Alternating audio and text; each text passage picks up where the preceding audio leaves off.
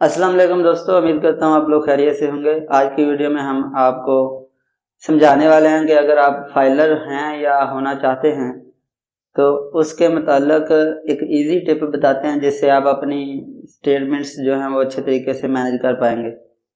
मिसाल के तौर पर आप लोग फाइलर होते हैं और आपको समझ नहीं आती यार ये पैसे कहाँ से आए थे, ये 10 रुपये किसने निकाले, ये 100 रुपया किस चीज़ की फ़ीस है। तो मैंने एक सोल्यूशन जो सोचा है और निकाला है वो ये कि आप अपने जो यानी फाइलर बंदा होना चाहता है या हो चुका है प्रोफेशनल काम के लिए आप अलग अलग अकाउंट्स यूज़ करें। यानी कि पहला अकाउंट ऐसा हो जिसमें आपकी सैलरी क्रेडिट होती है या आप अपने बिजनेस की वो ट्रांजैक्शन आती हैं, तो उसमें पता होगा कि जितनी भी आपकी इनकम आपने इस अकाउंट में रिसीव की है, बस उसके जो क्रेडिट्स अमाउंट्स हैं वो आप जमा कर लेंगे और आपका मसला हल हो जाएगा।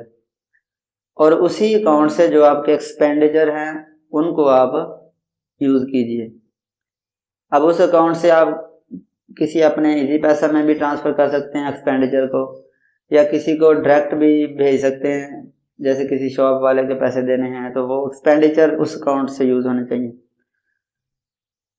और एक शाख उसमें से निकालें, यानी जो पैसा आप इन्वेस्ट कर रहे हैं किसी चीज़ में, जैसे आप कोई माल मवेशी लेते हैं या आप गोल्ड परचेज करते हैं या आप गाड़ी परचेज करते हैं या आप म्यूचुअल फंड में इन्वेस्ट करते हैं या स्टॉक मार्केट में, यानी जो आपके एसेट्स हैं एक आप उसमें यानी कि एक अकाउंट अलग कर लें। यानी इस मेन अकाउंट से जो भी ट्रांजैक्शन उस अकाउंट में होगी तो समझें कि उतने के आपके एसेट बने हैं उस साल या उस फाइनेंशियल ईयर में।